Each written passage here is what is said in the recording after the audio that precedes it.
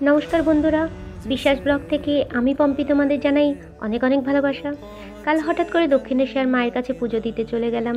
নতুন বছরে মাকে দেখার খুব ইচ্ছে হচ্ছিল, সাথে সঙ্গ হলো আমার ছেলে রৌনক।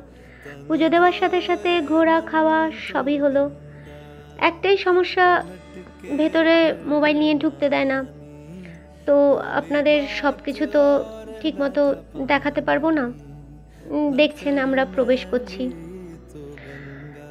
তো খুবই সুন্দর মনোরম পরিবেশ। একটু ভিড়ও হয়েছিল, ভেতরে ছবি তুলতে পারবো না সেটা যেন একটু খারাপ লাগছিল।